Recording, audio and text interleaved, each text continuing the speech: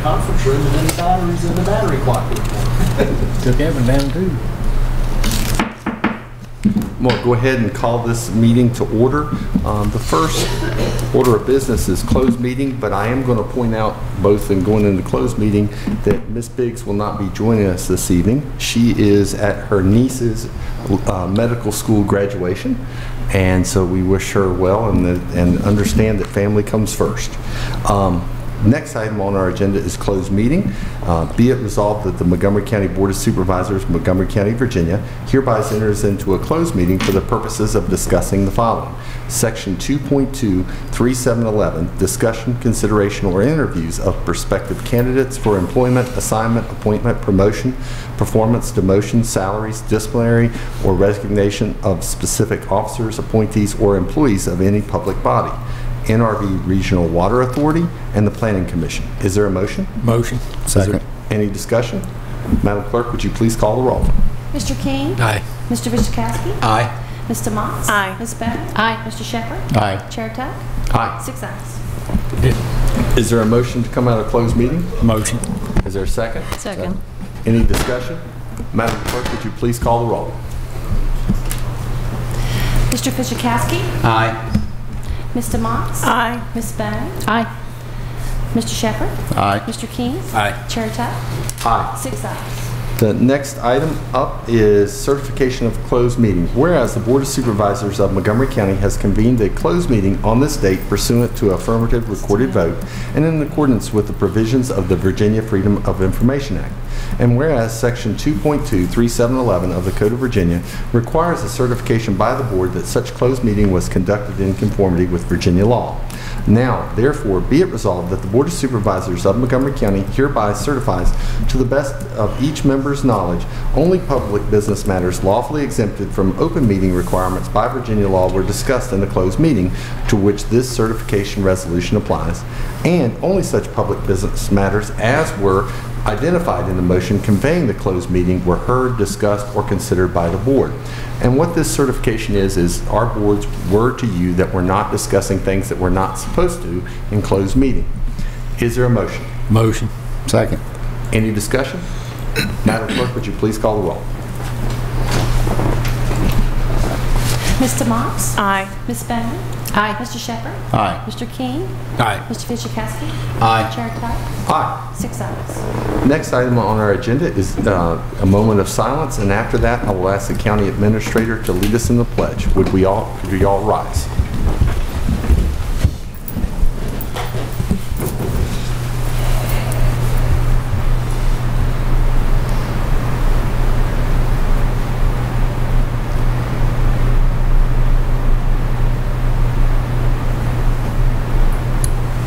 Let us pledge, please.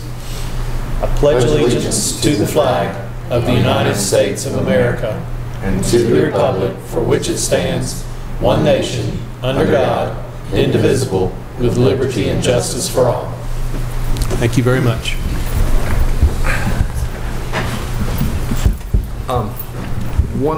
Obviously, we're one shy for this meeting. I want to point out that Ms. Biggs could not be here with us tonight. She is attending her niece's graduation from medical school, and family comes first, and so that's where she's at this evening. I will say, I think in my going on 7 years of service with her, this is maybe the second meeting that she's missed, and her presence will be missed. The next item on our agenda is presentations, recognitions, and awards, and the first is Montgomery County Chamber of Commerce. Avery?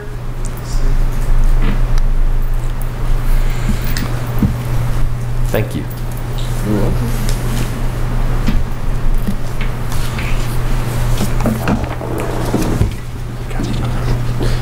Good evening, Board. My name is Avery Gravenstein. I'm the Administrative Coordinator at the Montgomery County Chamber of Commerce. Our address is 1520 North Franklin Street in Christiansburg. And I'm here with you this evening to talk to you about our 2018 program of work. To start this evening, I'll talk first about our mission and vision. It's the mission of the Montgomery County Chamber of Commerce to promote a positive environment for the operation and growth of business in Montgomery County. And our vision is to be the advocate for engaging business, government, economic development within our community.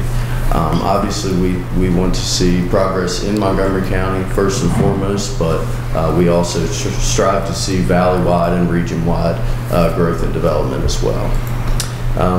To accomplish our mission and vision, we do a lot of work through committees. And so to start to talk about these committees, I'll begin with our internal committees. These obviously focus on the internal workings of the chamber and sort of the direction of the organization. We have the executive committee and the finance committee. These are both subsets of our board of directors. Our board of directors are all volunteers from within our organization, and they all serve 3-year terms, so none of them serve indefinitely. And there are no government officials on our board of directors. We do have liaisons that work with us, but we do not have any voting government officials on our board. We also have our Business Awards and Recognition Committee. This committee works with staff and past award winners to collect nominations and recognize member businesses at the end of the year at our annual meeting. And our ambassador team is sort of our most hands-on group of volunteers, and they help us with all of our events and programming throughout the year, as well as some membership development. And this year, the Chamber created an ad hoc relocation committee to focus around finding the Chamber a new home, which I will talk about a little later. And now I'll move into our external committees. The first one I'll talk about is our Business and Membership Development Committee. As the name kind of implies, this committee focuses a lot around developing the business environment and helping our members grow in any way that they feel necessary. So the main goals of this committee are to support entities which are resources for the business community, enhance and build partnerships with other business organizations, and to promote resources that assist business growth and development. So this committee would work with organizations like Montgomery County Economic Development or the Small Business Development Center to help build the business community and other businesses. The next committee I'll talk about is our Education and Talent Retention and Recruitment Committee. The main focus of this committee is to build talent and keep it in the local workforce for over the long term. So the 3 main goals are to enhance the quality and accessibility of early childhood education, to support career awareness and education for kids in Montgomery County Public Schools, and to continue to support the ACES program. And we feel like through these 3 objectives, we kind of hit kids at all 3 levels of their professional development and try to make great workers, but then also keep them in Montgomery County. The next committee I'll talk about is our Legislative Affairs Committee. This is a very young committee for the Chamber of Commerce, but it's a committee with a lot of foresight.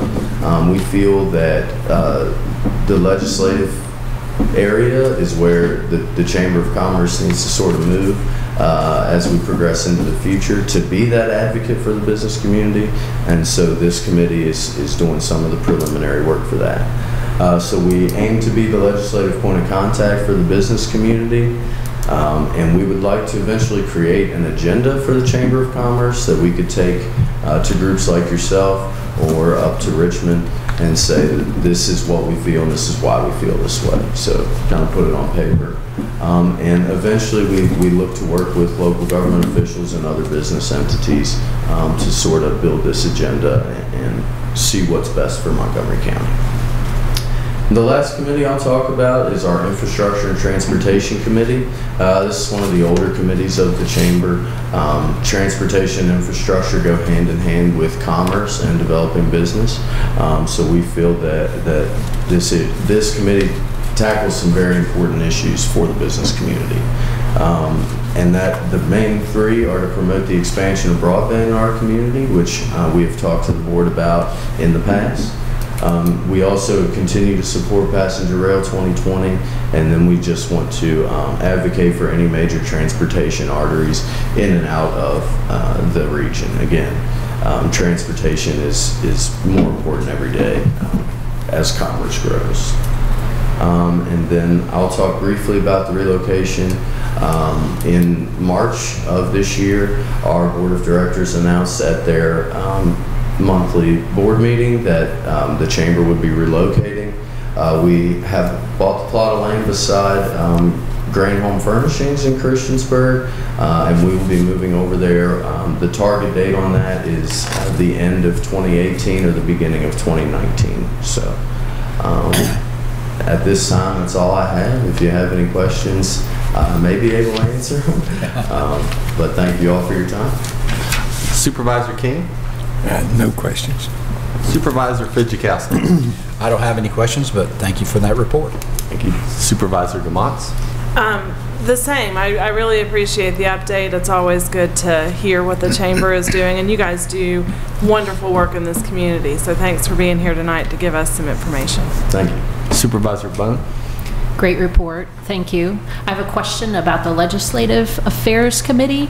Yes. Does that include congressmen and federal level, or is it mostly state and local? Right now we're focusing on state and local level. We don't want to tackle any federal issues yet just because of divisiveness, essentially, within our membership. So we just want to focus on local issues and state issues, and then as we kind of get a hang of it ourselves, we'll look into the federal level. And then when do you plan on having a groundbreaking for the new building, or has it already occurred? We have not had a groundbreaking yet, and we do not have a date at this point in time, but we will be happy to let you all know as soon as we do. I have seen some pictures of the building. Whether they are accurate or not is another thing. Yes. But how many quote-unquote storefronts are there going to be? Like two? Two, yes. So the chamber will be most of it, and then there will be a small one? Yeah, the chamber will be about 2/3 of the building. And then we'll have a to-be-determined tenant within the other 1/3 of the building. And I apologize, I didn't put any of the renderings or blueprints in the PowerPoint, but I'm sure we'd be happy to share those with any of you that are interested. And there will be a number of conference rooms available to members? Yes, ma'am. I think the last plans I saw had about 3 conference rooms in total, so it'll be great. We're hoping that it expands our capacity a lot. Thank you. Great job. Thank you. Supervisor Shepherd? No questions. Thank you for your report, Tim. Avery, I don't have any questions. Thank you very much. Appreciate you. The next item on our agenda is Virginia Sheriff's Institute Certification Program, and I'm going to ask my fellow supervisors to join me down here. Make that presentation.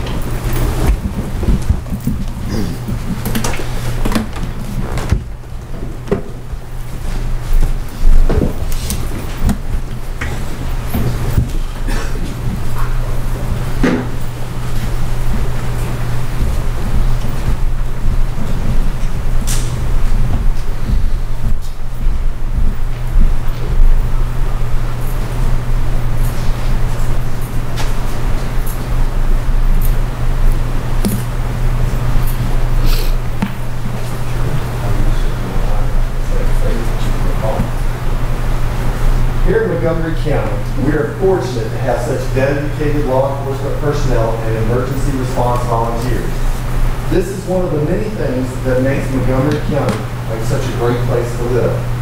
This year, the Virginia Sheriff's Institute graduated a handful of law enforcement professionals from its inaugural certification program. Out of 123 sheriffs and sheriff's office employees throughout the state that were part of this distinguished group, 4 were our very own.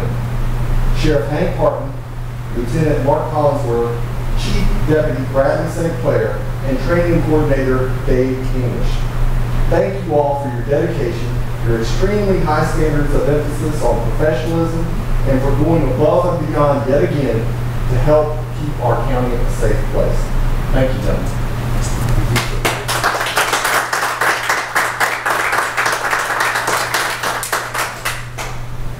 Want to get a picture with all of us?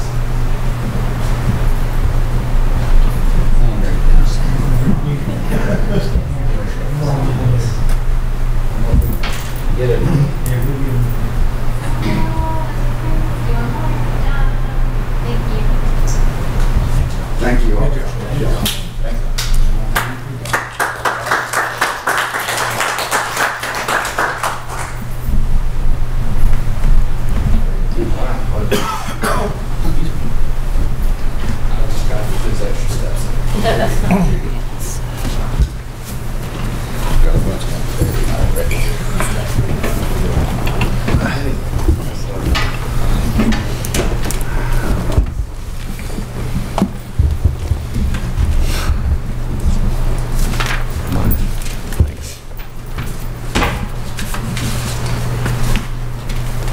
The next item on our agenda is public hearings, and I know that Mr. Clark with VDOT is going to be with us, but he contacted staff to let us know that he's maybe running a few minutes late. And Marty, is it all right to pass over that and move that down at the bottom, or do we need a formal motion? I think as long as everyone... Is there a consensus? Yeah. Okay. So the next public hearing would be in regards to a special use permit by Robert L. Phillips. Emily? Thank you.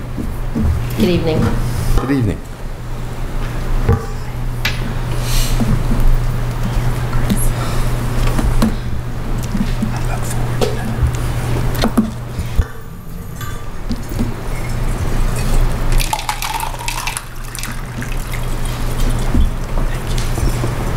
Okay.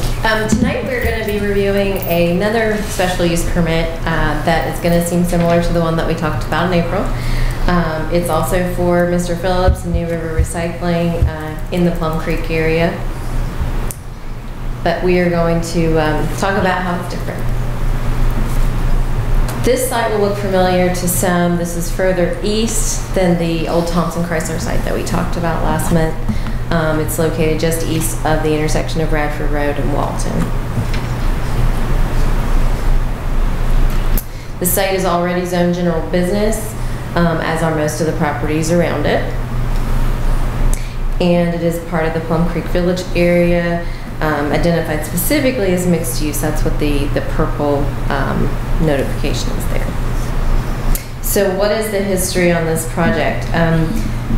This was the original location for New River Recycling, and many of you will remember back in 2014 and then approved in early 2015, there was a rezoning and an SUP to establish the other site at the Thompson Chrysler site that we talked about last month. There were several conditions associated with that, and one of them was that this site be closed. During its time when it was open, they quickly outgrew the space, so there was not room for all of the public that was coming to drop things off. There were some issues with it, with traffic and transportation specifically. So as was required as one of the conditions, the applicant did close this site, but still retained ownership. And I think as his business does continue to grow, as we talked about at the last meeting, there is a need that he has for space. And so he's asking for the same special use permit, which is for the recycling center, but it's for limited processing there at the site, only for his employees to go there, sort the materials, have the space that they need, and it won't be accessed by the public. The site plan that was included in with your packet of information does show, it's a fairly built out site already. It has 4 entrances, and as part of this, they will be closing 2 of them. They've already started working with VDOT on coordinating that, and that's a very positive change. You can see this one says entrance to be removed, drainage reestablished. This entrance will remain, as will this one. There will be a fence here. This further identifies that it's not for the public, it's just for the staff to be able to come in. And this space behind the fence has kind of a loading area, some storage space built in for containers as needed. So the impacts to the site are fairly minor. As you mentioned, it's already zoned GB and did operate there, and it has a very built out nature. So you saw the structures, there's also concrete out front, and then it's basically sort of in the side of the mountain there. So it's all, shale back behind it. As I mentioned, the applicant's already working with VDOT. They will be closing 2 of the 4 entrances and creating a better, safer flow there on the site. It's not anticipated to have negative impacts on infrastructure. Already had water and sewer available through the PSA. That remains available.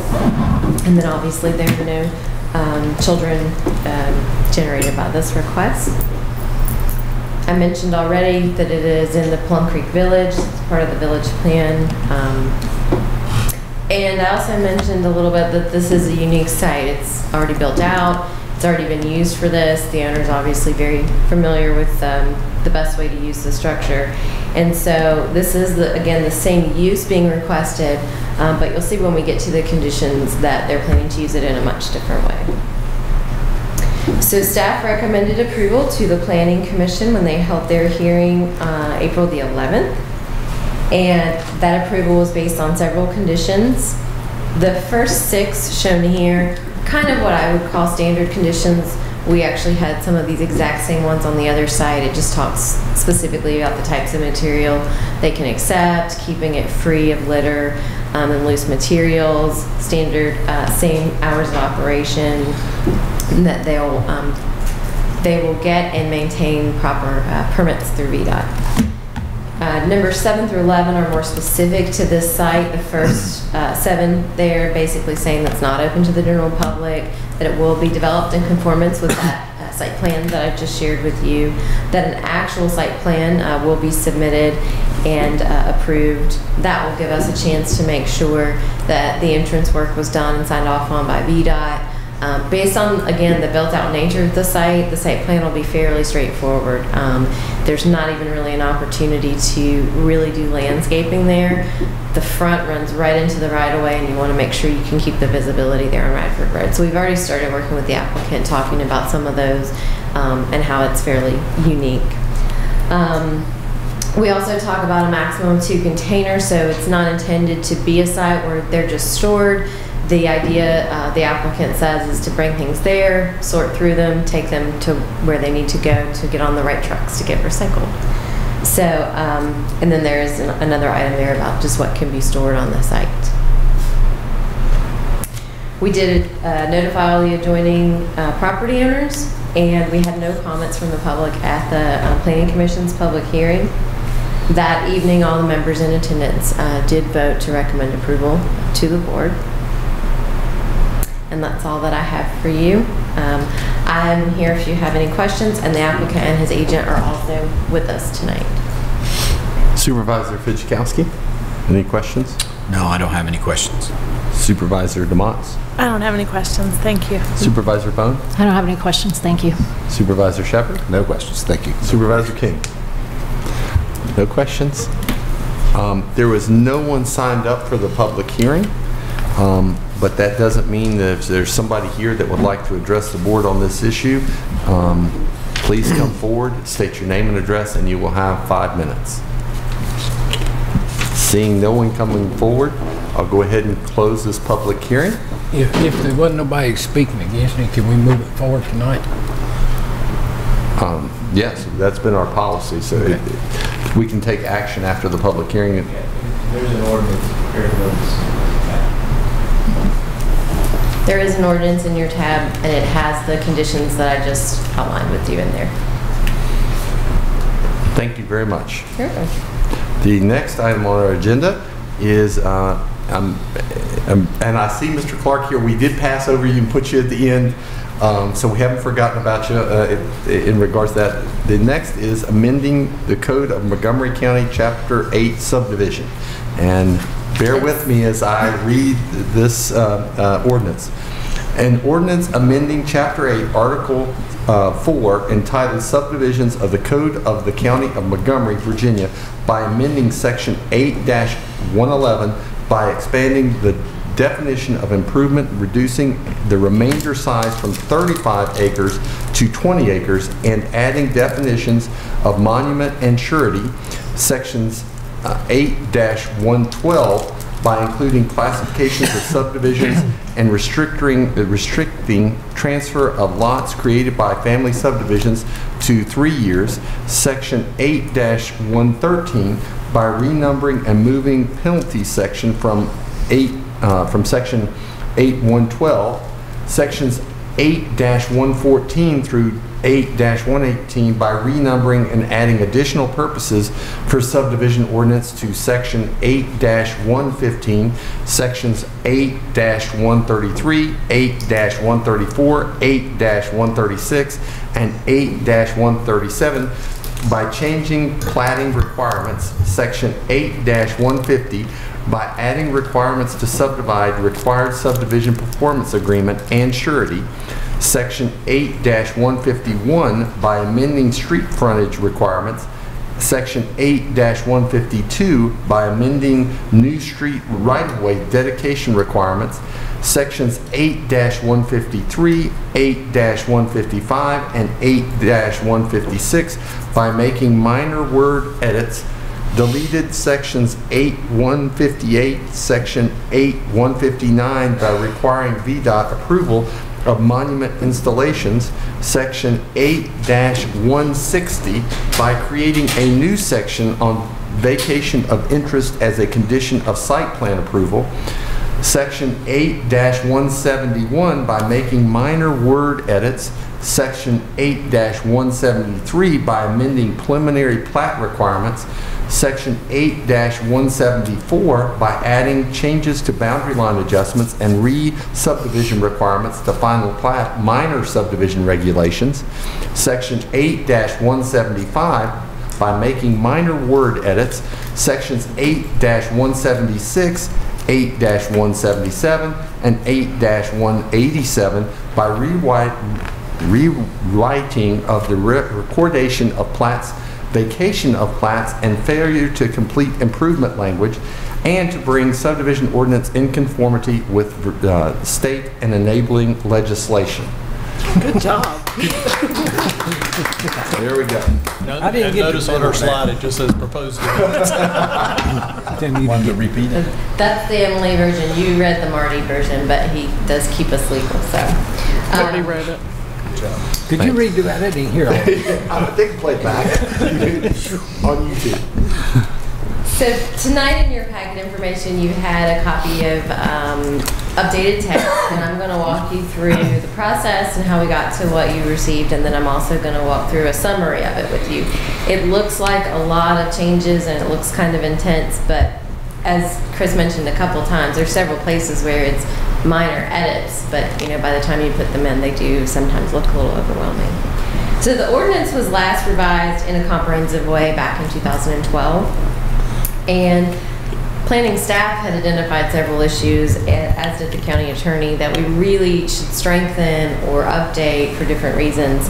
And so Marty and I came up with the idea that we would maybe look at using a consultant to help us, because this time we were also still working on the sign ordinance and had several other irons in the fire. But we really didn't want this to wait, and you'll see why, because this has an impact on our day-to-day plat reviews and some fairly large impacts to our major subdivisions and those improvements that we require. So we worked with a company called Berkeley Group to get those revisions underway. Then they provided us with amendments that we started working on with Marty after that. And then we took those amendments that we felt like were fairly strong draft language to our Planning Commission Development Subcommittee. And that group provided us a lot of good insight, because they don't read ordinances every day. And so they had a lot of good questions that made the update a little stronger. For outreach, with this project, one of the things that we really talked to the commission and the commission subcommittee about was making sure that we were talking to the surveyors and engineers that we work with regularly, and then any other that we might have in our database. So once the draft was firmer, we sent it out to the surveyors and engineers. We gave them about 3 weeks to take a look at it, and said you can email us, call us, or come in, because they do come in fairly regularly. Additionally, we held an outreach meeting here at the Government Center one afternoon, and said we can all just sit around and talk about it if you like. We had a couple of surveyors take us up on that, which we thought was really positive, because we were able to ask them just as many questions as they were able to ask us to make sure we were on the right track.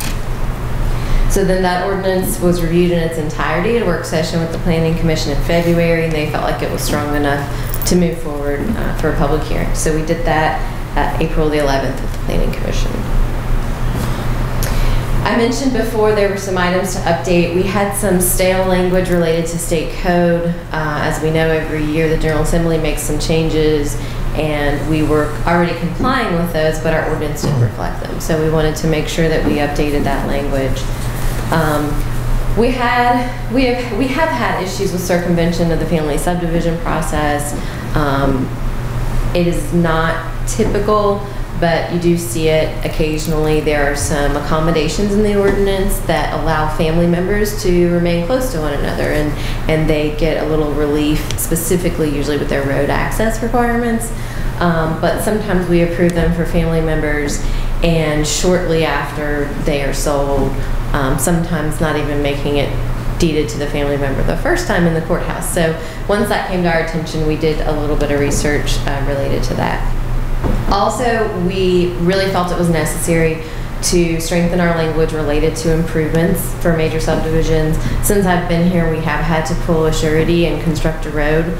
We don't like to be in that business, but when we are, if we had some stronger agreement language, we probably would have felt stronger about it, that we were clearly moving in the direction that we had agreed with the developer on. So, and then there's some other changes related to subdivision types, submittal guidelines, and the plat requirements, and we'll touch on those. So as I mentioned, I'm going to try to summarize these, but you have approximately 30 pages of text, so if there's anything you have specifically, you can ask me afterwards. Definitions was one of the places that we really made some changes, and that was because working with our planning commission, they had questions about what certain words meant that we sort of take for granted, and there were lots of opportunities for us to just make them consistent with the state code language or other parts of our ordinance. We also revised some definitions, and I'll point out here remainder, which is a parcel that if you have a larger parent parcel and you're only dividing a portion off, whatever's left of that parent parcel we call remainder. We had a requirement that that be 35 acres, which is fairly onerous. Not to say that 20 isn't, but there are times where that remainder, it doesn't have to be perked, it doesn't have to be shown that it's ready for development the way our smaller lots do. And so we felt like 35 was a bit excessive and adjusted that to 20. We had gone through several applications and saw where that could have been helpful, save the owner a little bit of time related to working with the health department on perk tests and septic. Family subdivision I mentioned earlier, and we put a provision there that is related to a retention time. So the state code lets us do what they call family subdivisions so that family members can live close to one another. And if it's bona fide, none of the actual items that we put in the code really matter. When you're actually working with someone who wants their mom to come live nearby, or a parent that is deeding some property to a child, these are all fairly straightforward, and they don't have any issue with them. When you have people who are subdividing under family subdivision but also getting ready to put it on the market shortly after, it doesn't work for their needs. So we just tried to make sure that it was not an opportunity to circumvent the ordinance by strengthening the family subdivision language. And then improvements, we use that terminology a lot, but we realized it wasn't actually strongly defined. And Marty pointed out there's other things listed in the state code that we could include. And we removed the definition there for traffic impact statement. That language had been changed probably in the 2012 update to mimic the Chapter 527 requirements. Not to say that 527 doesn't still apply, but it's been modified since then, and so it was very overly specific, I would say. And we didn't want to confuse any of our applicants. So just to touch on the family subdivision updates, it's the 3-year holding period. And that's once it's divided, so we don't have an upfront holding period, which we are allowed to do. There obviously are going to be times where you have what we call an involuntary transfer, so death, divorce, foreclosure, things like that. Give the opportunity to have that combined back with the parent parcel if it can be, and no additional permits could be issued unless it was. Performance agreement, I touched on this earlier. We'll be working with both Craig and Marty to put together language that if we're holding a surety, which for road improvements can be a pretty sizable surety, it says exactly what we expect out of the developer, and it lets them know exactly what to expect from us. And so we've already got some draft language, but we're not putting that specific language in the ordinance. We just wanted to reference it and make sure that we were all on the same page. And the surety language is a little bit stronger, related to even that, if it's completed, we will do the release within 30 days. So we kind of put that time period on ourselves. There's definitely several places that state code changes were made. One was related to preliminary plat reviews for major subdivisions. Those are we can no longer require those based on state code unless it's more than 50 lots. The language is still there because we do recommend it, but it's a shall. It's a may versus a shall. So they don't have to do it, but there's lots of reasons that most developers are interested in doing that, including becoming vested in the project that they've already started putting some time and money towards. And then there was some language related to vacation of plats. That was also cleaned up for state code consistency. Other amendments, believe it or not, our vicinity map didn't have a scale, and sometimes that was very problematic because there was some creativity going on. We also had some language related to drainage districts, but we don't actually have those, so we took that out for confusion. And then there were just some typos and title changes that just make it easier to read and easier to use. The plat updates, I think, are some of the things that we really wanted to work the most on. That's our day-to-day interaction with the public, or someone who does subdivision on behalf of the public. We no longer get VDOT to sign the plats. We're still having them review the plats. Actually, we have them review almost every plat. And one of the reasons that we've changed our process on that is when you leave our office and we've created new lots and you go downstairs to visit our building official, Mr. Yeager, one of the things that he's looking for is that you can obtain an actual approved VDOT entrance. And so if we've approved a lot that can't, when you get down there, you've got to come right back up and do a boundary line adjustment or something, or obtain an easement so that you can get the entrance that you need. And so we're doing it up front now to make sure that the properties that we are subdividing up front, we know we'll be able to obtain the entrance they need from VDOT. So we will get usually a letter at this point now where VDOT before was signing on the plats. The health department right now is still signing plats, but we have some discussions going on. That process is probably one of the harder processes on our applicants. There's a lot of back and forth between our office and their office, and some of it is necessary and some of it I don't think is as necessary. So we're working on cleaning that process up a little bit. So the language in general just says the health department has to review your on-site well and septic, and we still do require that. We also mentioned that we have several checklists and updates that we want to do once this is adopted to just help the process be a little more straightforward. And the Planning Commission had a hearing on April the 11th, and everyone who was present did vote in support. Several of them are on that subcommittee, and so they got to watch it grow the whole time, and they were very appreciative. And that's all I have for you. Also, I wanted to say that Marty was a really big help and kind of spearheaded this because we needed to do something and we didn't have a lot of time to work on it. So we made the time. Supervisor DeMotts? I don't have any questions. Thank you. Supervisor Bone? I apologize because this is the first time I'm getting to, review something like this. But can I comment on some corrections that I think should be corrected or not? Sure. Okay. So on page 14 of 31, C, it references C above, and I don't think that's correct. You crossed off the B, and whether it's B, but C, it's referencing itself. Okay. And the language says above.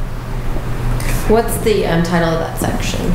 That is Design and Arrangement of Lots, okay. Section 8-151. 51, thank you. My pages aren't numbered for some reason. Okay. And that's under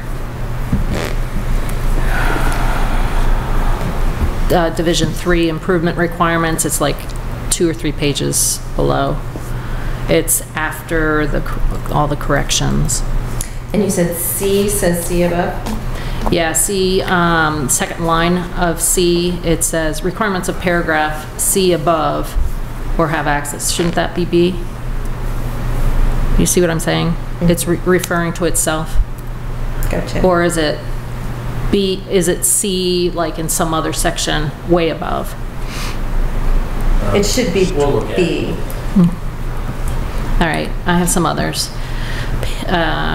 My page 16, C, it talks about a cul-de-sac. Mm-hmm. I couldn't understand that. Let me find it first.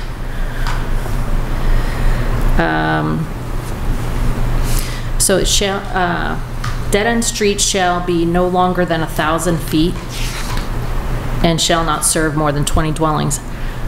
I don't understand, and maybe I'm not understanding the grammar here, but 1,000 feet is 3 football fields, and so you can't have a dead-end street longer than 3 football fields.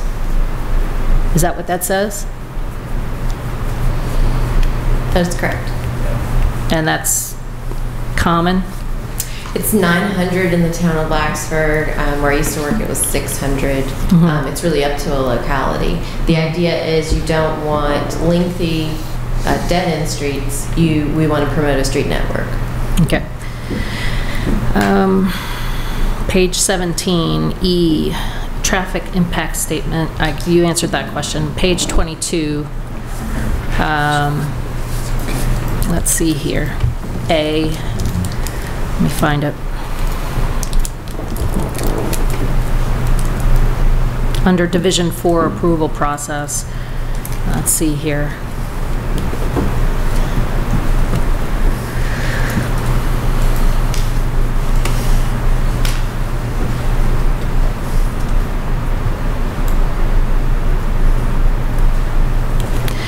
So the first line, it says all preliminary and final plats shall be approved or disapproved. It's not and.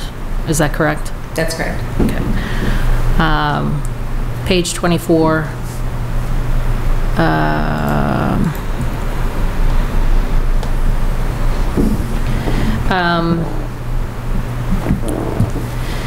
So this is the section 8-173 preliminary plat major subdivisions, and I'm looking at item 19. The original 19 was crossed off, and so it included language like forest district and things like that, which I didn't see was included anywhere else. Is there a reason why that wasn't included? We actually don't allow major subdivisions in ag and forestal districts, so we don't know why that language was ever there. Okay. That's why we struck it. There is some development and some subdivisions that we do in our AFD districts, but major subdivisions are not part of that. Page 28, A4. So it lists off, the chairman of the board and the director of environmental services. It doesn't list you.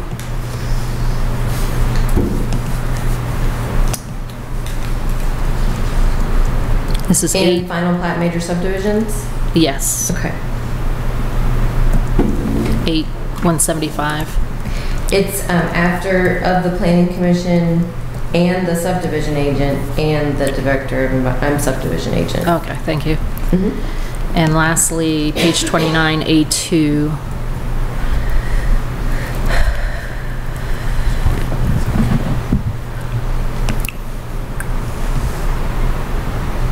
Okay, so A2, by ordinance of the Board of Supervisors pursuant to this section of the Code of Virginia, that not facilities for which bonding is required pursuant have been constructed on property and no facilities have been constructed. Is not and no proper? I think not is not supposed to be there. I didn't think so either. That's all I have. Okay. Thank you very much. That's great. Thank you. Supervisor Shepherd? No questions. Thank you, Emily. Supervisor King? No questions. Supervisor Fidzikowski? No, Supervisor Bond covered all the ones I have. Thank you very much, Emily. At this time, we have a public hearing, and there is no one that is signed up for this public hearing, but that does not mean that you cannot speak. Again, speakers will need to come forward, state their name and address, and they will have 5 minutes in regards to the subdivision ordinance. Is there anyone here that would like to address the board? Seeing no one coming forward, I'll go ahead and close that public hearing. And the next one is the 6-year road plan. And Mr. Clark.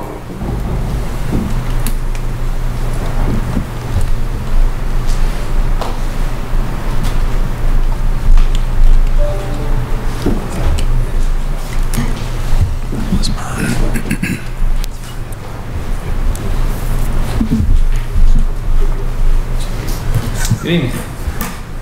Sorry I'm running a little late. Thought I had a little bit more with a couple of things on the early part of the agenda. I'll be forgiven probably because I was doing a late Mother's Day dinner with my kids and my wife. So okay, we couldn't do it yesterday. This is the annual public hearing for the secondary road 6-year plan. VDOT has allocations to each county based mostly on a combination of population and road mileage, and a lot of it unpaved road mileage. And while Montgomery does have a lot of unpaved road mileage, it's not as large as some, but the population is large, and that figures into the formula for secondary roads. That said, it's not nearly as much as it was in years past, as some of you have been paying attention for a long time. Maybe remember when it was in the millions of dollars, and now it's running about $400,000, a little over $400,000 is your allocation for this year, this upcoming fiscal year, beginning in July. And so by law, we have a public hearing for the county to hear the public on what roads they would like to see improved. This is different than maintenance. VDOT gets a maintenance budget each year, and we program the maintenance, which includes the mowing and the pothole patching, the snow, and the overlay schedule as well. Those are the main things that go into our maintenance budget. Construction budget is for things other than keeping a road basically in the same shape as it has been for a long time. So any kind of improvement to a road, whether it be putting plant mix on a surface street road, a tar and gravel road, or widening a road, is considered construction. Now that $414,000 is allocated to certain categories of work, and the bulk of that 414 is required to go to unpaved roads. So most of your 6-year plan will be in the unpaved road section. We're also going to this will also be the construction budget, the 6-year plan, how we're going to allocate that $414,000, and I've got a draft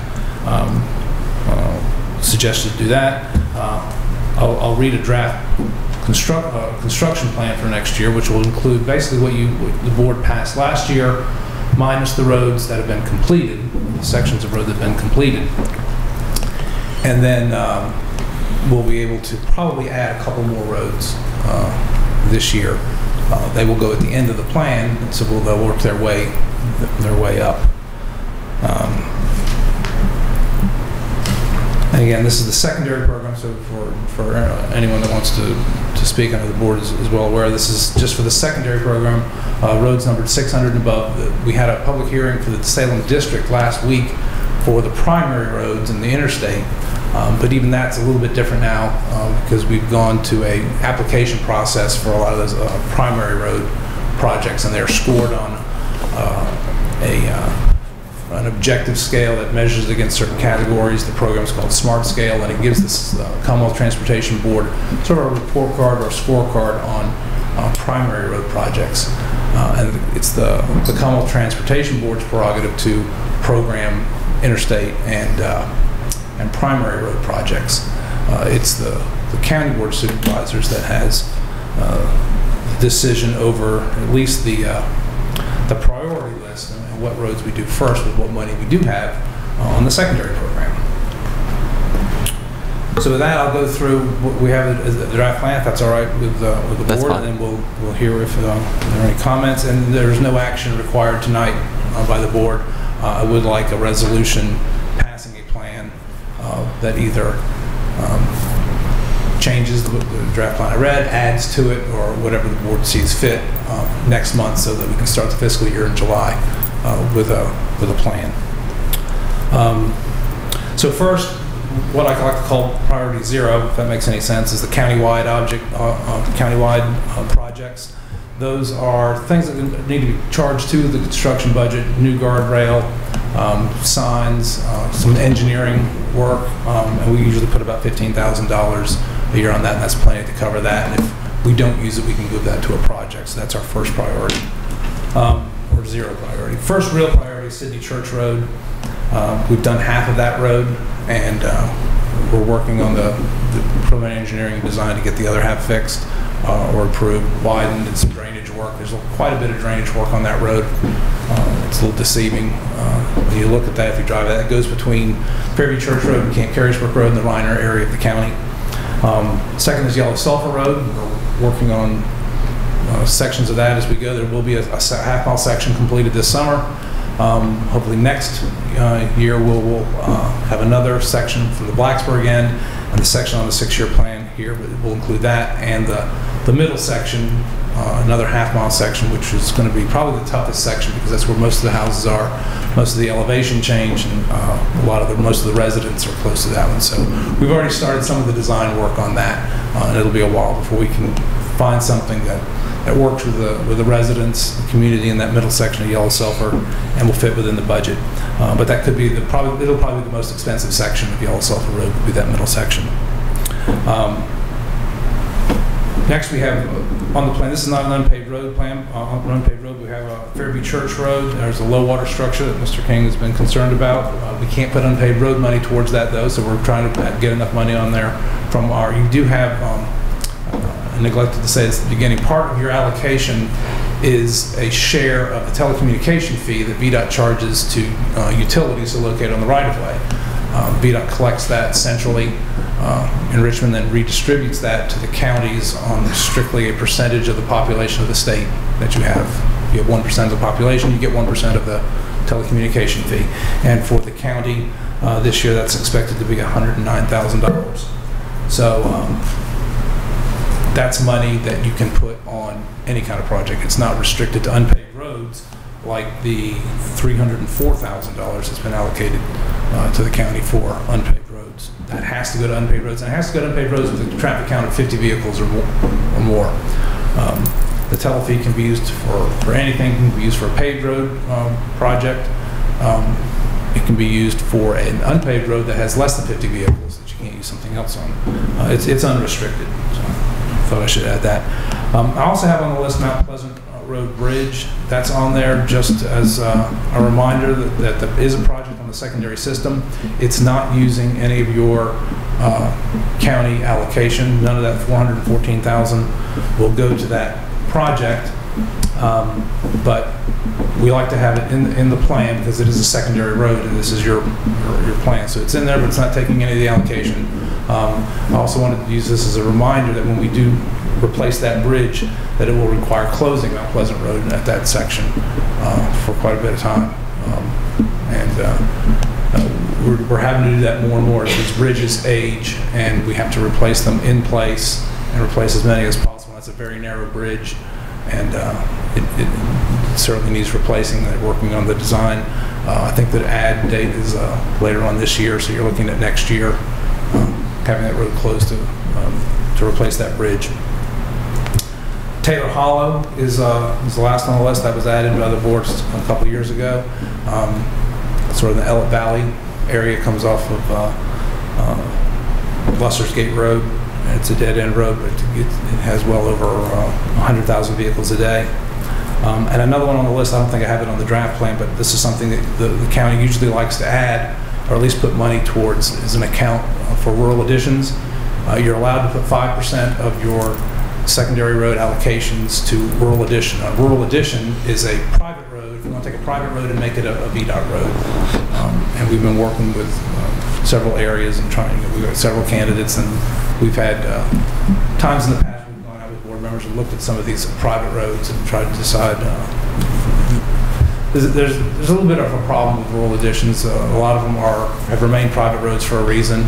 It's tough to build, tough to get the right-of-way from the residents, tough to get right-of-way where they intersect the current road, trying to get site distance. You have to bring it up to state standards before you can add it as a rural addition. And it's a program that's available. It's just not common, just because it tends to be difficult where you've already added a lot of roads in the past, and some of these private roads they're just tough to build. But it's just 5%, which is about $20,000 of your allocation, and we'll put it on there. It doesn't go away. You don't have to spend it on that. If at some point in the future the board decides they don't want to do a rural addition, that money can be moved to another project. So it's there.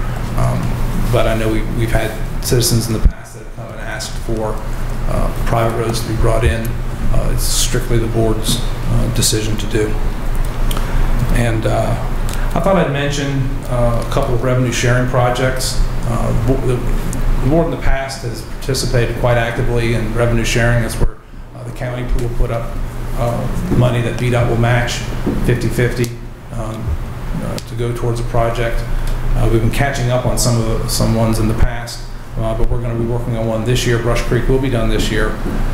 The upper end of Brush Creek near Dobbins Hollow, we'll do that section down the hill and around the big curve there near Dobbins Hollow. We've been working on Mount Pleasant as well to get the section from that we left off of up to the paved part near Christiansburg. And then we've been working on Boner's Run also. That's kind of in the Shawsville area, 609. It comes off of Route 11. We've been working on some kind of project in there that tends to, we have flash flooding, that area gets washed out quite a bit, and so we're looking for a way to do that. As a side note, I'll go ahead and mention we have finished widening the curve by the bridge. We've been having issues with the narrow bridge getting emergency vehicles across, and we did some work in there. We met Neil Turner down there, and he showed us what kind of issues they were having. And I haven't been down to see the work, but I understand it was done late last week to widen the curve going into that bridge. So, and Mr. Fichikowski knows what I'm talking about there, I believe. It'll make him happy. Yeah, I heard so. So anyhow, but that road is on your list of revenue sharing projects. And we're working to find a good spot to spend some of that money. And then a couple other things that they're mostly county administered revenue sharing projects, but they're still within VDOT again. But there's some a Meadow Creek Road project where it intersects with Tyler Avenue near exit 109, and a Price's Fork Road project near the old school. So I just thought I'd mention those. They're secondary road projects. They don't come into play as far as your budget goes. So I hope I haven't just confuse things, but they are projects that are on the secondary system, but not in the 6-year plan. So if somebody wanted to come and ask for Brush Creek or Boner's Run for a 6-year plan project, we can say, well, the county is taking care of that with their revenue sharing program. So, unless there are questions by the board, I'll turn it over to the chair to... Well, I was going to check to see. Supervisor Bone, do you have any questions? I do. Your number 2, Mount Pleasant Road Bridge, talking about closing it down. I don't know your business, but I do know a little bit about the Army Corps of Engineers that put up temporary bridges and things like that. Do you all do any of that? There's not a lot of that, because just to keep it open to traffic is hard. Getting right-of-way, getting environmental permits. We have a hard time with a lot of the environmental agencies getting off of what our prescriptive easement is, which is why we try to replace them in place. And while we've gone, and we're also really under a programmatic pressure. We've got a lot of structures this age, and really they're trying to get as many of these bridges that are getting very low ratings back up to where we don't have to put a posting on them. A posting that goes down too far will allow a school bus to cross, and it's really a numbers game with trying to get as many of these as possible. And so it'll double the cost quite often. But I've asked the same question actually to our bridge people. With regards to the telecommunications fee funding, Can that be used just to expand broadband in the county? No, Or does that have to be roads? It's got to be on the road. Okay, I It's gotta be gotcha. on the secondary system of roads. Okay. Let me, for the rural additions, the 5%, how much do we have in that little pot of money at this point in time? I don't have the number right here. I might Rough have that number, I guess. It's in the 200,000 range, Okay. I believe. Emily may know exactly more than I do. She's nodding her head behind you. Is she? I'm sure she So does, yes. She probably knows exactly how much it is. No, she's shaking her head. She doesn't know exactly. Well, But in that case, Chris 200,000. Price may know. He's sitting in the back there with And me. he's shaking his head. But I think We you're safe. can all agree, I think, on an order of magnitude. It's in the $185,000 to $200,000. Okay. That's how much it is. And then, just because you're here and you talked about the revenue sharing program, what is like VDOT's upper limit for that? On an annualized basis or every 2-year basis, however that works? They've changed to an application every 2 years, and they've put a cap on it most recently of, I think, $10 million. Okay. That's all I have. Yeah. Thank you so and much. The county is participating with VDOT and Virginia Tech on another revenue sharing project on the campus. Thank you. Supervisor Shepherd. You had a stipulation of has to be 50 vehicles per day. Is that for the 6-year plan? That's just to use the unpaved road funds. You can put a road on there that doesn't have 50 vehicles a day, but you're limited to using that telefeed money. You get roughly $100,000 a year. Okay. So if it's a short road and it won't take a whole lot, you could do one pretty quickly. Yeah. If you've got a long road that's going to be half a mile long, it's going to cost $500,000 or something like that, then it'll be several years of accumulating that money to do. Right. Okay. That's all. And they check. We've tried. Supervisor King. How close are we on, not Big Bad, but Meadow Creek to restrict vehicle trucks, big trucks? It's a long process because it takes a lot of public input, but I am working with our coordinator in Salem on getting that restricted. That telecommunication money, that'd fix a low water bridge, won't it? Yes. Yeah. We're putting all of it on that. Yes. That's all. Supervisor Fichkowski. Yeah, I was going to ask, if you're talking about the Fairview Church, low water bridge, is that being just replaced with another low water bridge, or is that going to be a high water No, bridge? it's either a box culvert or another low water structure where you bigger pipe, raise the road a little bit. The problem we're getting into is figuring out the hydraulics of it.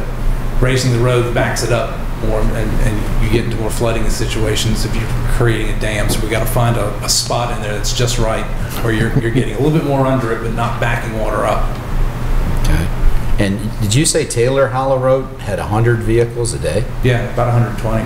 Oh, that surprises me. I was surprised too. The Mount Pleasant Road Bridge, I noticed there were some contract inspectors looking at it the other day. How long does that take for their report to get to you? The bridge if we have bridge inspectors. About a month usually, a month or two. Okay. Because that bridge is missing a lot of bolts. Yeah, I mean, it's a month or two. If it takes a month or two, that's good news. If it was something really bad, if they saw something that they were scared about, they would do any kind of analysis immediately and let us know, within a day or so. Well, I went down to talk to them because I thought maybe they were doing something that was going to speed up getting it replaced, and they said they were inspecting it. And while I was talking to them, I was looking at one of the I-beams had a hole rusted through it about that big, and I didn't realize it was that bad a shape. But a lot of the bolts on the top are gone, so I don't know. You can count cars going down the road by hitting them, by listening to them hit those metal plates. So. Yeah. I didn't know how long it would take, and I know I've been humbled when I look at what the replacement bridge is going to cost.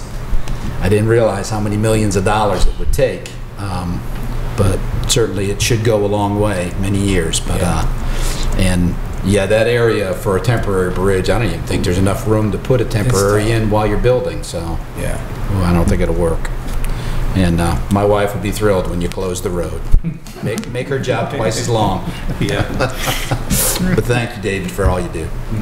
Supervisor DeMonts. I don't have any questions. I will say that I appreciate the information. It kind of gives me a roadmap for where to travel in my off time and kind of see the conditions of the roads in the county. So I do appreciate the diligence in working towards solving some of these problems. Yep. And anytime if the board would like to put together a little group to go out and tour, I'd be glad to participate in that. That's one of the things that we're trying to discuss on the list. I want to clarify some things and make sure my numbers are still right. To take a road from a gravel road to pave it is roughly $1 million a mile. At least it was. It's rough. It's tough to put a number on because of more elevation. That's what it roughly comes out to. And that's doing just a bare rural rustic, 16 feet wide and a foot of shoulder. And surface treatment. We're talking about the unrestricted going towards the bridge, so that leaves about $300,000 to go towards a lot of different projects. So this 6-year plan is ambitious to be able to reach I guess the 4 that are really on the list. Right. And we are, from last year, we're dropping. We've got 2 sections that were completed. We completed a section of City Church and a section of Yellow Sulphur. So those are dropping off. Those finish those, and so I think we can probably add another maybe 2 half-mile sections of another road. And as far as road count or vehicle count on the roads, unpaved roads, at one point in time, Yellow Sulphur was the most heavily trafficked unpaved road. If you were to, and if you know, what are 2 of the roads that are in that next in line as far as traffic count? There's a lot. Yellow Sulphur has about 250 a day. The others you've got pretty much, there's a lot in that 150 to 180 range, and that's where you have Brush Creek is on there.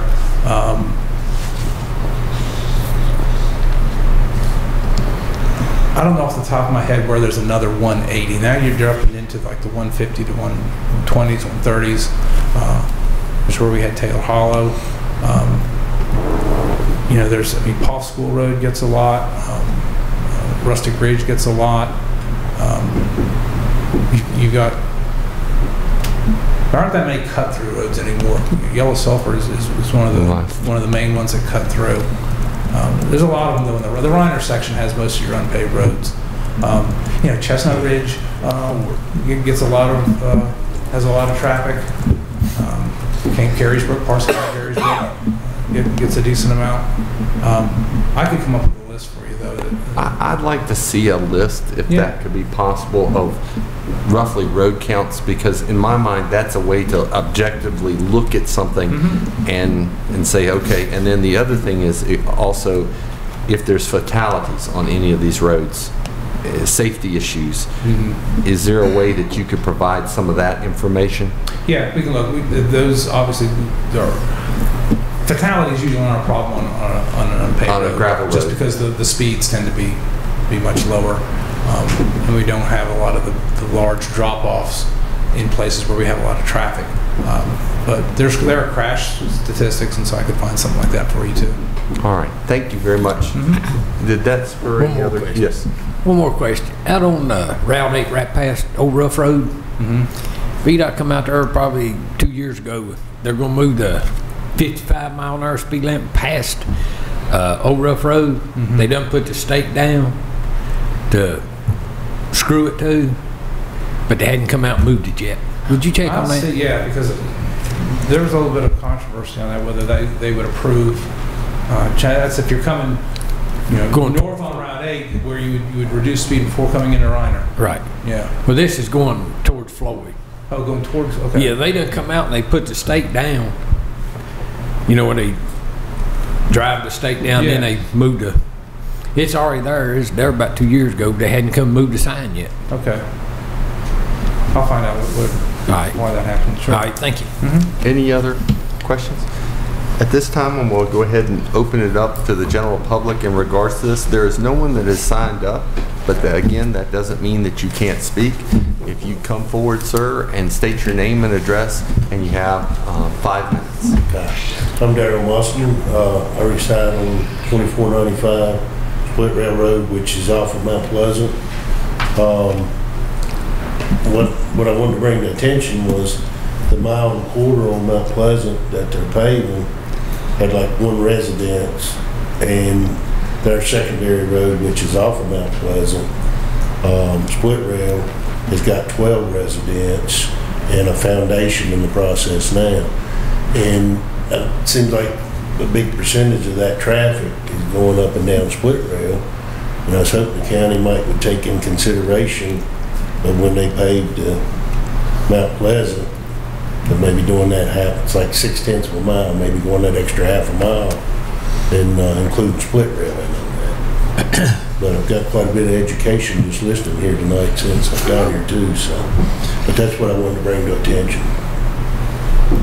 It's a half a mile road there with 13 residents, and a couple of those homes have multiple families. So I think a lot of that traffic, it would make that community a dust-free neighborhood. That's what I want to bring attention. I'm usually Mount Pleasant area anyway. Thank you, sir. Thank you, sir. Is there anyone else that would like to address the board? Seeing no one come forward, I'll go ahead and close this public hearing. And let's see, the next item, what's that? Public address. Public address. And there is no one signed up for public address, but if anyone would like to come forward to speak about any subject, this is the board's turn to listen to you. You please state your name and address, and you have 5 minutes. Yes, sir.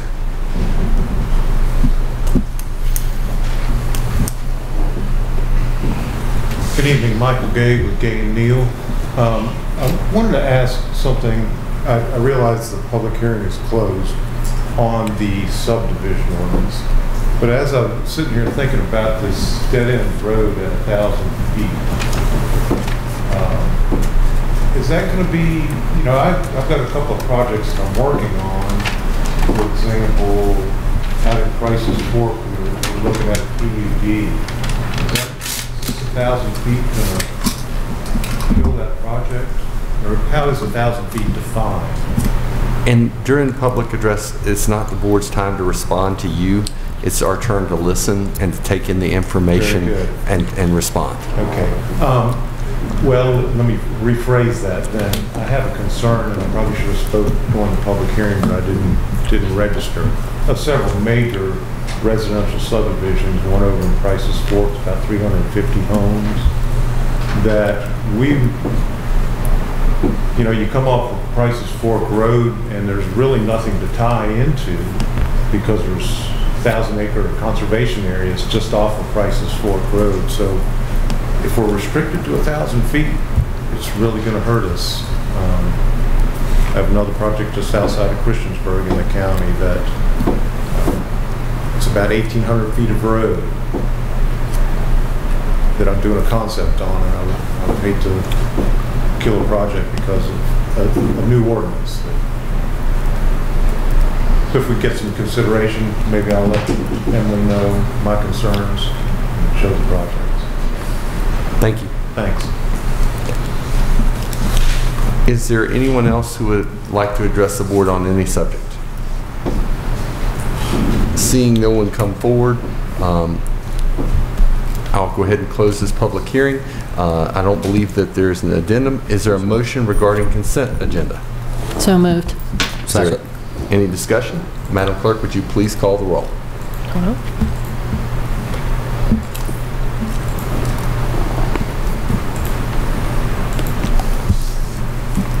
Ms. Bay? Aye. Mr. Shepherd? Aye. Mr. King? Aye. Mr. Fizikowski? Aye. Mr. Motts? Aye. Chair Tuck? Aye. 6 ayes. Next item is new business. The first item of new business is appointment of Alcohol Safety Action Program.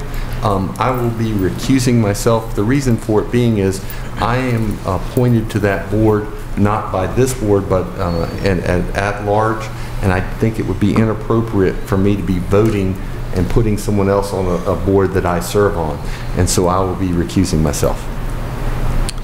So for the appointment to the Alcohol Safety Action Program, this would be a resolution appointing Patrick R. Jensen to ASAP as Montgomery County's representative. Is there a motion? Motion. Second. Any discussion? Will you please call the roll? Mr. Shepherd? Aye. Mr. King? Aye. Mr. Fizikowski? Aye. Ms. Bone? Aye. Chair Tuck? I will abstain. Abstain. Mr. Motts? Aye. 6 ayes. 5. 5. Next item on our agenda is schedule a public hearing regarding the Sojourn Center tax exempt request. Is there a motion? So moved. Is there a second? Second. Any discussion? Madam Clerk, would you please call the roll? And again, this is just to set the public hearing. Yes. Mr. King? Aye. Mr. Fizikowski? Aye. Mr. Motts? Aye. Ms. Bone? Aye. Mr. Shepherd? Aye. Chair Tuck? Aye. 6 ayes. The next item on new business is C, schedule a public hearing regarding the Paul Family Services tax exempt request. Is there a motion? So moved. Is there a second? Second. Any discussion? I got a problem with scheduling a public hearing. They spend almost $1 million for less than an acre of land and want tax exempt. I'm going to have to vote no on that.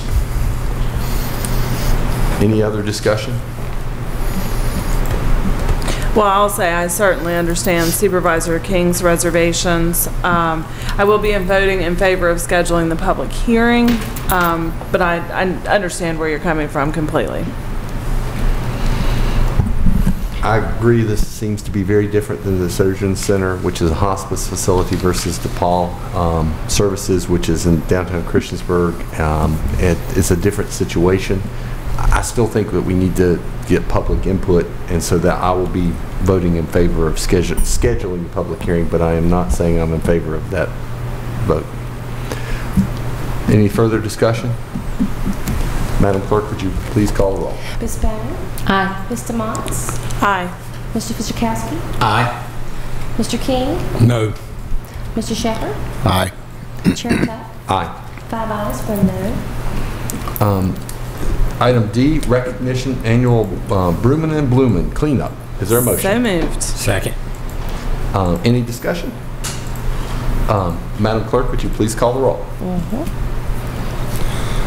Second. Sorry. Okay. Mr. Motts? Aye. Ms. Bone? Aye. Mr. Shepherd? Aye. Mr. King? Aye. Mr. Fizikowski? Aye. Chair Tuck? Aye. 6 ayes. Next item is Proclamation Business Appreciation Month. Is there a motion? Motion. Oh, that's for May 2018. Motion. Second. Any discussion? Madam Clerk, would you please call the roll? Sorry. Tell him slow down. Todd, you're all the time telling me to hurry up. Ms. Bone? Aye. Mr. Shepherd? Aye. Mr. King? Aye. Mr. Fizikowski? Aye. Mr. Motts? Aye. Chair Tuck? Aye. 7 ayes. 6 ayes. There we go. Next item is County Attorney's Report. Can we hang on yeah. a second? Can we revisit the recycling center? Recycling. Oh, that's right. Thank you very much. Is there a motion in regards to the recycling center and passing the resolution? Motion. It's Wait. actually an ordinance. Ordinance, excuse me. Ordinance. We Motion. need to make a motion to move it to new business first, or can we just? Action. We done that earlier. I think it's under those actions. They take action as a result for the public hearing. Okay. All right, there's a motion. Is there a second? Second. Any discussion? The only thing I would add, and as was Emily's report, no one spoke out against this during the Planning Commission meeting, and it sailed through. So, Madam Clerk, would you please call the roll? Mr. Shepherd? Aye. Ms. Bone? Aye. Ms. Biggs? She's on the list. Mr. Motts? Aye. Mr. Fizikowski? Aye. Chair King? Chair Todd. Mr. King? Chair Todd? Aye. 6 ayes. Now, No reports. county administrators. You know, the last couple of meetings, I haven't had much. I'm making up for it tonight. I do have a number of items I want to go through this evening, and I'll do it as quickly as possible. Are you done? The first thing I wanted to share with the board is just an update on the compensation and classification study. I know we've had quite a bit of discussion over the last couple of weeks about where we are with that, and I want to let you know first off that Carol and I will be presenting the findings and recommendations to the board at the May 29th Board of Supervisors meeting. That is the plan right now. Carol is fine-tuning, and I'm reviewing the fine-tuning, and we're close. Carol's giving me a look, but we're going to present it on the May 29th Board of Supervisors meeting. This has been the most in-depth look at the county's employee classifications and related compensation since at least 2005, and that's one thing that's taken quite a while, as we've really done a deep dive into the system. We've evaluated each employee's placement in the county system based on years of service and experience. I do want to make a point that compensation adjustments for employees will vary due to years of service, market for various positions, and existing pay compression. So we've been asked many times, is everybody getting a 2% raise? Is everybody it's going to vary. It's going to depend on where people fall on the current, or where they will fall on the revised scale. We're taking a hard look at years of service, which we think is very important, and we're also taking a very hard look at market. And as you may be aware, and I know the law enforcement folks in the back of the room are aware, about midway through the study, Christiansburg changed their pay plan. And that Christiansburg changed, then a couple of other people started looking, and that just added complications to what we were doing. What we hope to do is present the information on May 29th in a work session to the board. Then we would ask that the board consider adoption of the revisions at a special meeting either before or after the PSA meeting on June the 4th. Don't want to, unless everybody's ready to vote on the 29th, which I'm sure there'll be some questions, we thought we'd give you time during that week to review what we have and then try to move forward on the 4th. The reason why is it's our plan to implement the recommendations of the study during the month of June. I want to reemphasize again, this has been, I've yet to be involved in my career in a comp and class study that goes like you think it's going to go. And we brought on a firm, PayPoint HR, that provided some good assistance in gathering information for job descriptions, provided some good information with employee feedback. But as it came time to start putting the information together into a classification plan, we had some real challenges. And so staff has taken that on. Carol has been the lead on that. Angie Hill and staff in finance has been working with it. Clay McCoy has had a hand on it.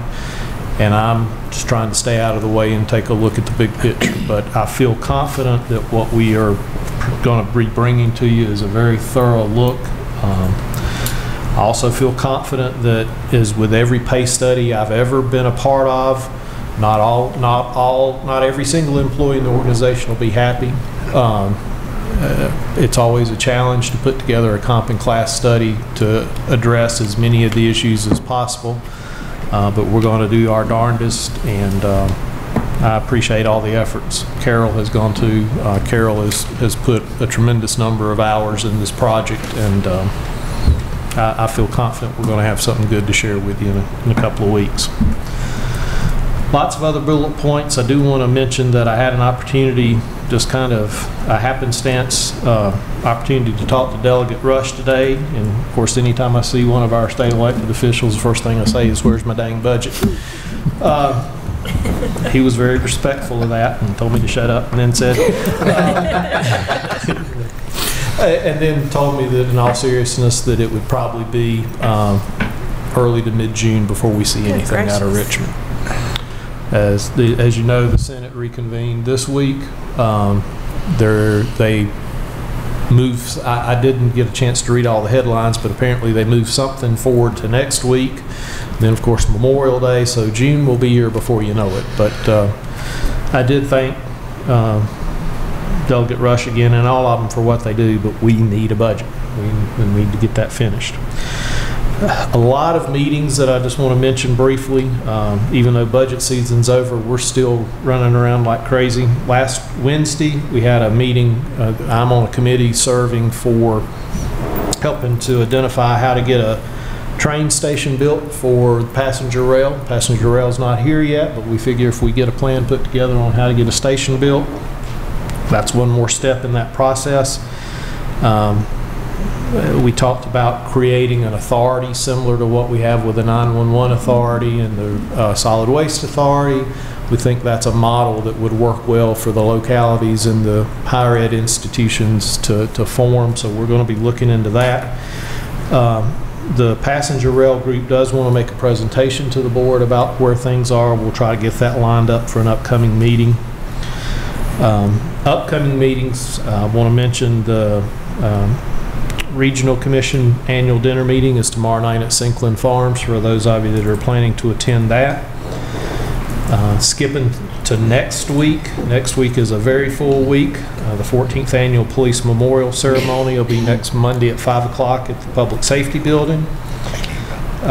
Next Wednesday night, the local government night that is being hosted by Virginia Tech for the local governments to have an opportunity to view the master plan for Virginia Tech.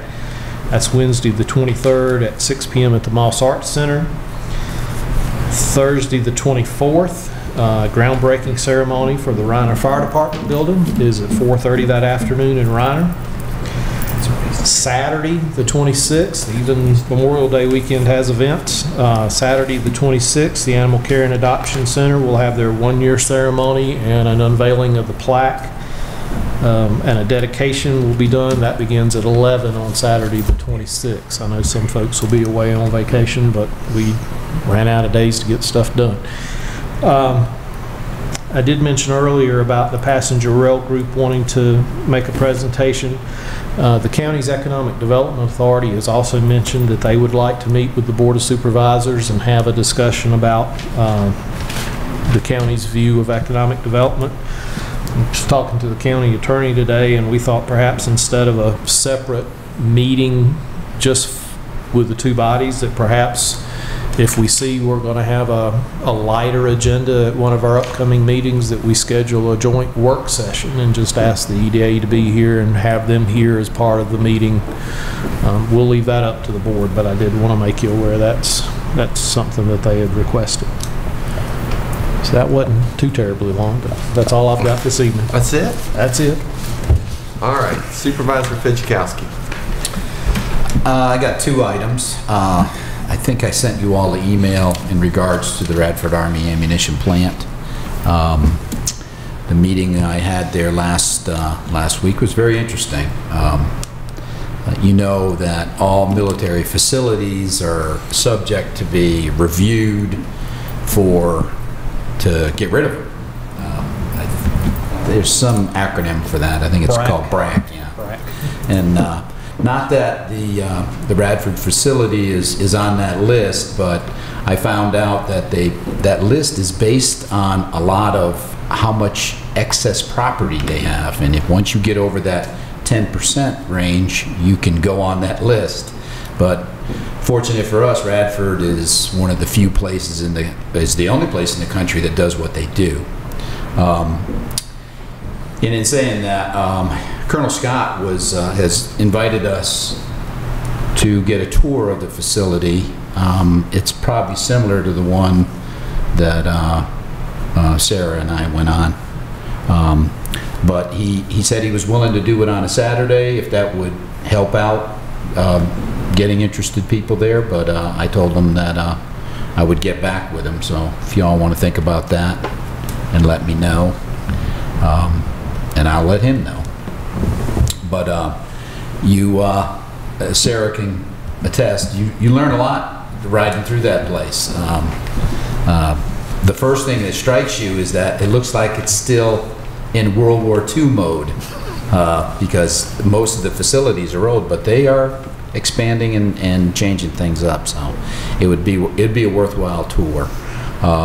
The other item I wanted to mention, at our last meeting of the Solid Waste Authority, found out that in the past most of our recycling went to China.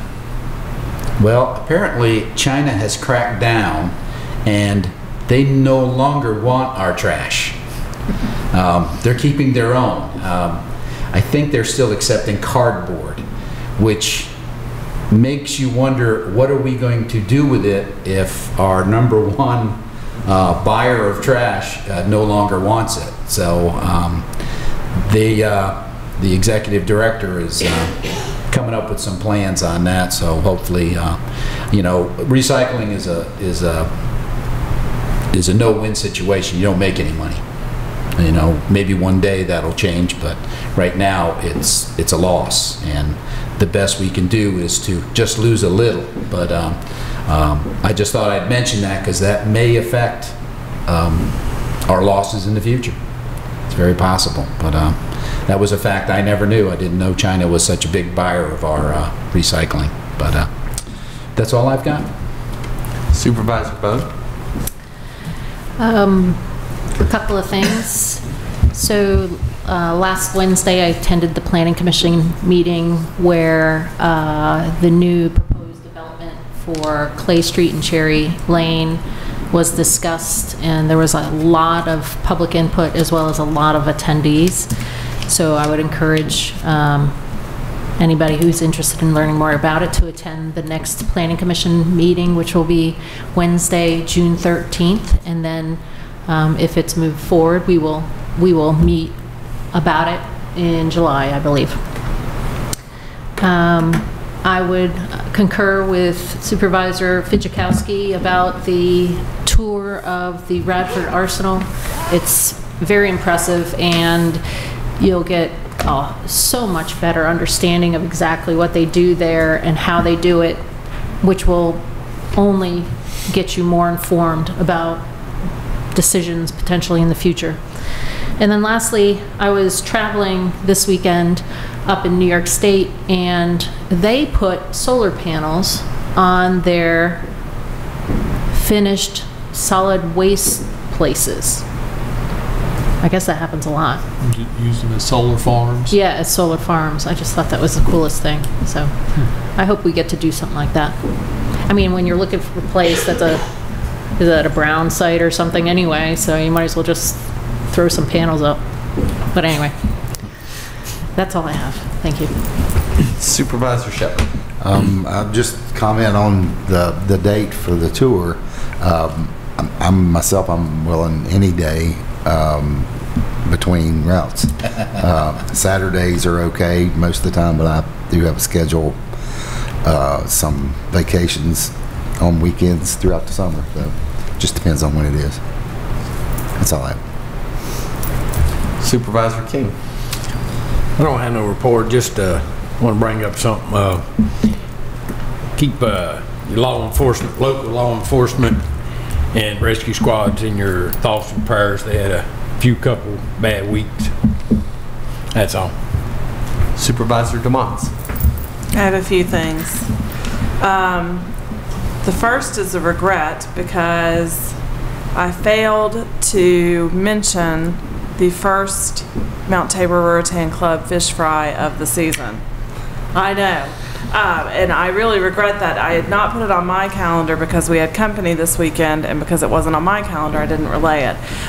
So we'll make up for that. We've just missed the first one, is this past weekend, but the next one is on June the 9th. It's from 5 to 7 p.m. with the Happy Hollows String Band. So it'll be a lot of fun, and if I am lucky, they will let me serve coleslaw even though I missed the first one. So please do come out to that. It supports, the Ruritans do a lot of good in our community. I also wanted to mention, this came out of the Parks and Rec meeting, the Parks and Recreation Commission meeting last week. One of the members brought to that group's attention the 25th Annual Coal Miners Day celebration at the McCoy Community Park. That's going to be held on May 19th from 9 to 3 p.m. with a memorial ceremony at 2 o'clock. There will be clogging, live music, exhibits, classic car drive-in, crafts and food. So that's a really good family-friendly event that celebrates the coal miners' heritage of Montgomery County. I also wanted to mention that the town of Blacksburg is still soliciting participants for the annual July 4th parade. That's organized by the Mount Tabor Ruritan Club. The theme this year is Blacksburg Volunteers, and so if anybody is interested in participating, it's free to be a float or car or walker in the parade, but reach out to the Mount Tabor Ruritan Club and we can get you the sign-up information. Another event happening in Blacksburg in my district is the Blacksburg Volunteer Rescue Squad is having an open house on May 26th from 1 to 4 p.m. That's also a kid-friendly event.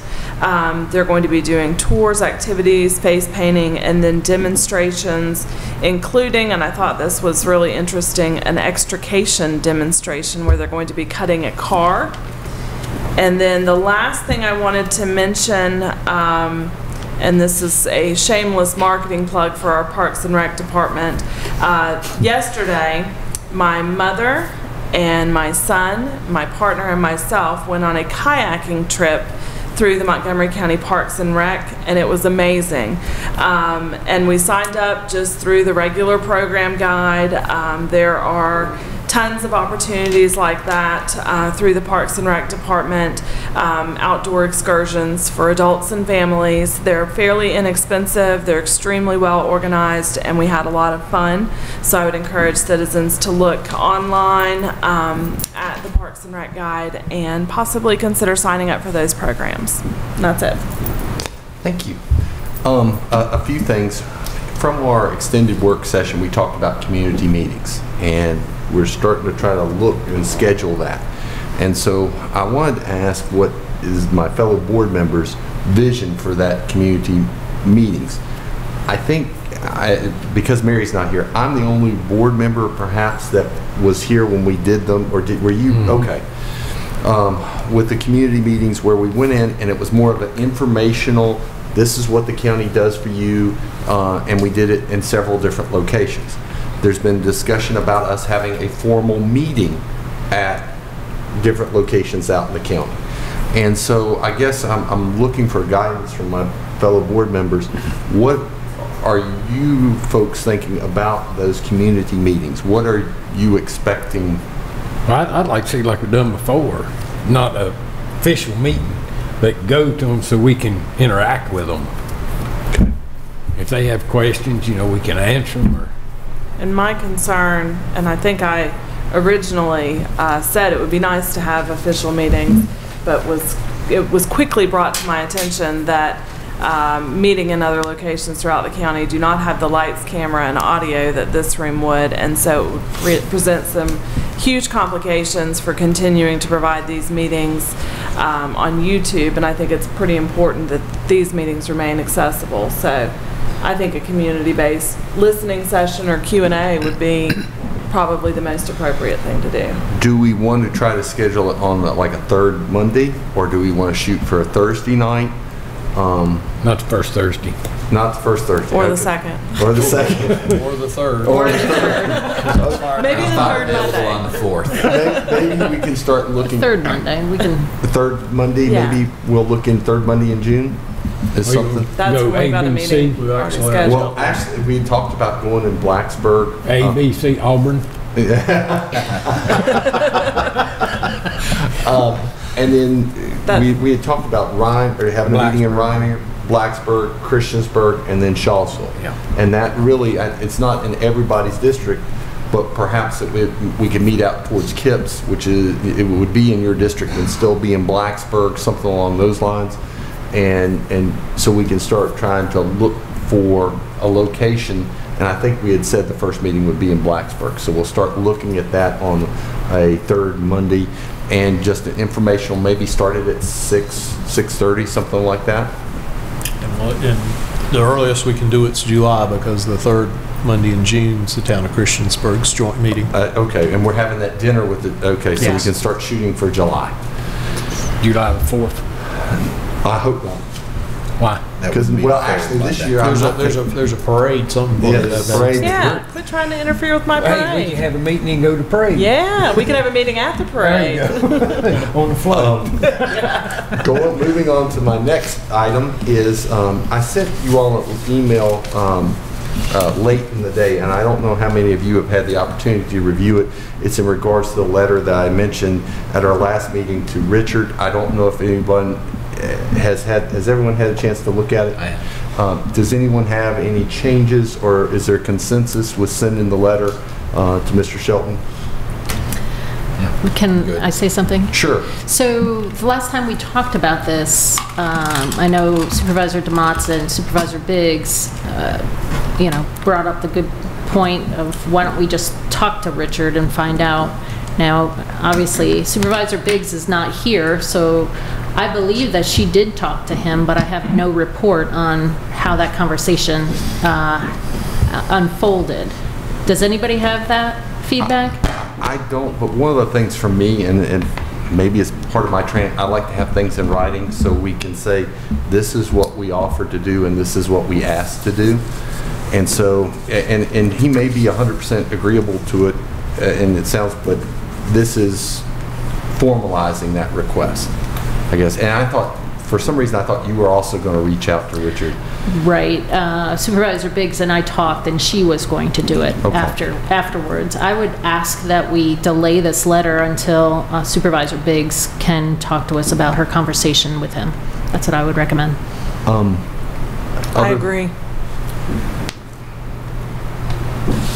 Just because it would be, if she's had the conversation, I'd like to hear the feedback before we go back again. And perhaps that will help us craft the letter the best way that we know how. I don't have. And I know you're really good at it, Chris, but... No, I won't, letters are not my forte. I'm much more in the courtroom. But what I don't think that's going to, in my mind, we've got a year. But I want to see those proposals get out in the next few months so we get the best, give people plenty of time, or entities plenty of time to solicit our business. But I don't think a 2-week delay is going to stop anything, and if Supervisor Biggs has some insight, but even if he says yes, I will do it, I still would like to memorialize that we've made the request, and it's part of my training. If it isn't in writing, it didn't really happen, and so that's one of the things I was looking at. So we'll delay that until the next meeting. Sure, that'd be Okay. great. Thank you so much. The other things I wanted to, a couple of things. I did have the opportunity, if anyone has been up on 219 in West Virginia, the construction of the pipeline has actually begun there. They're boring under 219. They have a large laydown yard. They're bringing in pipe into their facility there. There are probably 40 brand new pickup trucks that have looked like they've never been used, that have been brought into Giles County. So we're going to see this pipeline, I believe, constructed through very, very quickly, coming through our community, and I would expect it to move quickly. And I imagine you're going to see the same type of laydown facility in Giles County that it is now in Monroe County. And it looks like in Monroe County there's an assembly point, which is what they're talking about here, where they're getting the buses, where everybody who's working on it will drive their cars in and then be bussed out. But then there's also a very large area that looks like it's set up for a laydown yard. You can see that they have put down a rubber mat underneath, then put rock and gravel over top of it, and that leads me to draw into those conclusions. I've also had the opportunity to speak with one of the Monroe County officials who indicated that they were told unofficially that our response asking for odorant to be put into the gas is going to be a no, but they have not heard official word from that. But they brought up the same issue, asking about odorant being put in the gas. Sarah attended the Planning Commission meeting in regards to the proposed rezoning. In the years that I've been on the Planning Commission, there were more people, in my opinion, there than there had been for the abattoir, otherwise known as the slaughterhouse out in Reiner. It was very well attended. There were some things that came out that I was very disappointed. The developer had tried to actually meet with citizens to get input, and the citizens had actually refused to meet with the developer, and that was an intentional thing. And I think that's unfortunate because it didn't give the developer a chance to listen to what their concerns are and make adjustments. So the Planning Commission did delay a vote and did not vote on it, and they're pushing it off to their June 13th meeting. I think the developer is going to, and I saw them meeting with some of the folks, but it was a very passionate meeting. I will say at times there were shouting, which I didn't think was appropriate. And I think that I guess it was temporary chair Rice got put into a very difficult situation, and he handled himself very well. The chair could not be there that night. Ms. Disney had resigned, and I think at about 6 or 6:30, Brian found that he was going to be running that meeting, and then it was one of the most heated meetings that I've been or seen. But that will be coming our way on all likelihood in sometime in July. I want to thank our staff for the very professional presentation that was made that evening, and as well as their thick skin at times. The other thing is, it's my understanding from having a conversation with Vice Chair DeMont about Parks and Recreation, and that we'll be getting a letter kind of asking for direction in regards to moving forward with the Shawsville and the parks and how we wish to proceed. And so that may be something that'll be coming up on our agendas in the next month or so, trying to address it. And I think that covers everything. I know that was a long report, and I apologize. Longer than mine. Oh, wow. Well, that being said, there's no other business. This meeting is adjourned.